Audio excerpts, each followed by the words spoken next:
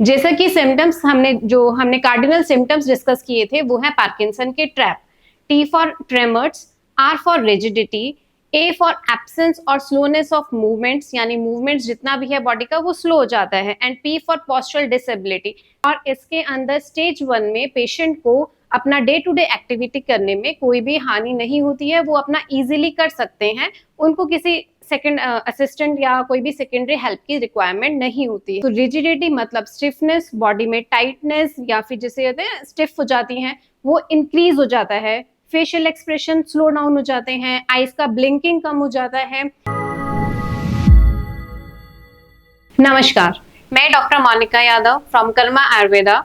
जैसा कि हमने अपना लास्ट वीडियो में पार्किंसन के सिम्टम्स के बारे में डिस्कस किया था, आज हम इस वीडियो में पार्किंसन की स्टेजेस के बारे में डिस्कस करते हैं। जानते हैं कि सिम्टम्स के बेसिस पर पार्किंसन की कितनी स्टेजेस होती हैं, उसको कितनी स्टेजेस में कैटेगराइज किया गया है। तो जैसा अगर हम ब्रीफ में बात करें सिम्टम्स के बारे में, जैसा कि सिम्टम्स हमने कार्डिनल सिम्टम्स डिस्कस किए थे वो है पार्किंसन के trap. T for tremors, R for rigidity, A for absence और स्लोनेस ऑफ मूवमेंट्स, यानी मूवमेंट्स जितना भी है बॉडी का वो स्लो हो जाता है, and P for postural disability, जो पेशेंट है वो बेंडिंग आगे की तरफ बेंड कर जाता है, डिसबैलेंस होना स्टार्ट हो जाता है। ये जो है ट्रैप एक निमोनिक के बेसिस पर हमने पार्किंसन के जो 4 मेन कार्डिनल सिम्टम्स हैं वो हमने डिस्कस किए। अब इन्हीं कार्डिनल फीचर्स के बाद से हम पार्किंसन की स्टेजेस को 5 स्टेजेस में कैटेगराइज करते हैं, जैसा कि stage 1, 2, 3, 4 and the last one is a 5th stage. तो अगर हम स्टेज फर्स्ट के बारे में बात करें कि स्टेज फर्स्ट में जनरली बॉडी में एक साइड ट्रेमर्स होता है। ट्रेमर आ भी सकता है, मिनिमल हो सकता है या फिर नॉन ट्रेमर भी होता है कई बार। और इसके अंदर स्टेज 1 में पेशेंट को अपना डे टू डे एक्टिविटी करने में कोई भी हानि नहीं होती है, वो अपना इजीली कर सकते हैं, उनको किसी सेकंड असिस्टेंट या कोई भी सेकेंडरी हेल्प की रिक्वायरमेंट नहीं होती है। जैसे कि बस हल्का सा ट्रेमर आया या फिर थोड़ा सा रिजिडिटी उनको फील होना स्टार्ट हो जाती है। बट अगर ये जो सिम्टम है जैसा रिजिडिटी या ट्रेमर है, जब ये हल्का सा इंक्रीज हो जाता है तो वो स्टेज 2 में जाते हैं। स्टेज 2 में क्या होता है, जो ट्रेमर है वो दोनों लिम्स में आ जाता है, चाहे वो पैर में आए, हैंड्स पर आए, जॉ में आए, बट ट्रेमर का जो फ्रिक्वेंसी है वो इंक्रीज हो जाता है। सेकेंड हमने पढ़ा रिजिडिटी। तो रिजिडिटी मतलब स्टिफनेस, बॉडी में टाइटनेस या फिर जैसे कहते हैं स्टिफ हो जाती हैं, वो इंक्रीज हो जाता है। फेशियल एक्सप्रेशन स्लो डाउन हो जाते हैं, आईज का ब्लिंकिंग कम हो जाता है और उनको स्पीच हल्का सा स्लर्ड होने लगता है। डे टू डे एक्टिविटीज जो होती हैं, जैसे कि उनको नहाना है, वॉक करना है, अपना क्लोथ चेंज करने हैं, तो ये थोड़ा सा प्रोसीजर लॉन्ग हो जाता है, थोड़ा सा उनको टाइम ज्यादा लगता है। बट फिर भी स्टेज 2 के अंदर जो भी उनका डे टू डे एक्टिविटी है, पार्किंसन के पेशेंट्स वो अपना इजीली विदाउट सपोर्ट्स कर सकते हैं। देन अगर हम बात करते हैं फिर थर्ड स्टेज के बारे में, तो third is a milestone.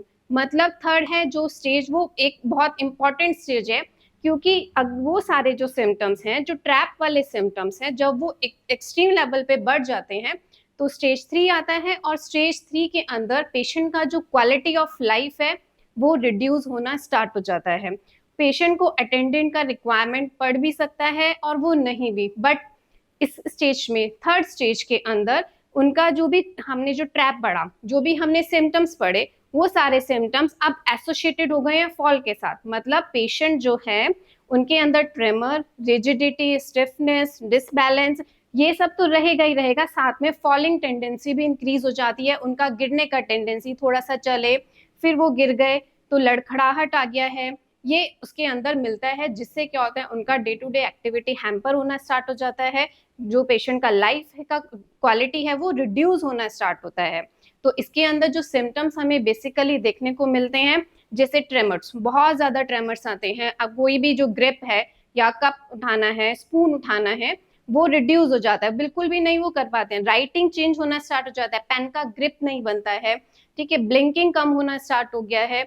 Walk करते टाइम वो टेंडेंसी हो गया उनका कि फॉल कर रहे हैं, गिर जा रहे हैं बार बार, स्पीच स्लर्ड हो गया है, लड़खड़ाहट वाला वॉक हो गया है। और उनका जो डे टू डे एक्टिविटीज है, जो चलना है फिरना है, वो एक सपोर्ट के साथ उनको रिक्वायर्ड पड़ता है। फिर जब ये स्टेजेस बहुत सारे सिम्टम्स, जब ये सारे सिम्टम्स और ज़्यादा एग्रीवेट होते हैं तो फोर्थ स्टेज में जो फॉल वाला टेंडेंसी है वो एकदम से इंक्रीज हो जाता है और जो पेशेंट है उसको वॉकर का रिक्वायरमेंट हो जाता है, वो विदाउट सपोर्ट नहीं चल सकता, उसको एक असिस्टेंट की या फिर कोई भी को हेल्पर की ज़रूरत पड़ती है।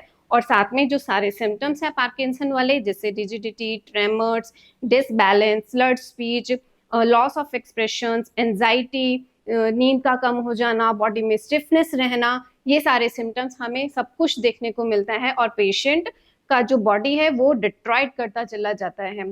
देन लास्ट स्टेज पर आते हैं, फिफ्थ स्टेज के अंदर पेशेंट बिल्कुल लाइक एक जड़ हो जाता है, स्टिफ हो जाता है, वो जैसे ही आगे पैर रखेगा उसको लगेगा कि उसका पैर उठ ही नहीं रहा है, उसको एक हेल्पर का या फिर एक 24 आवर्ली नर्स का रिक्वायरमेंट पड़ता ही है, वो कोई भी काम अपने आप से नहीं कर सकता है।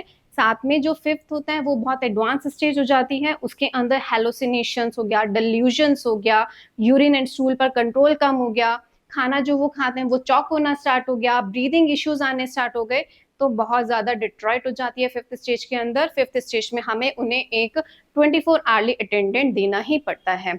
तो इस तरह से हम जो पेशेंट हैं उनको कैटेगराइज कर सकते हैं कि कौन सी स्टेज का पेशेंट है, उसके अंदर क्या सिम्टम्स हैं और उन स्टेजेस को हम कैसे मेंटेन कर सकते हैं या कैसे मैनेज कर सकते हैं या फिर उसको कैसे स्लो डाउन किया जा सकता है। तो इस वीडियो में जैसा कि हमने बताया स्टेजेस के बारे में और लास्ट वीडियो में जैसा सिम्टम्स के बारे में बताया, अगर आपको इसके रिगार्डिंग पार्किंसन के रिगार्डिंग कोई भी जानकारी चाहिए तो आप हमें नीचे कमेंट बॉक्स में मेंशन कर सकते हैं। Thank you.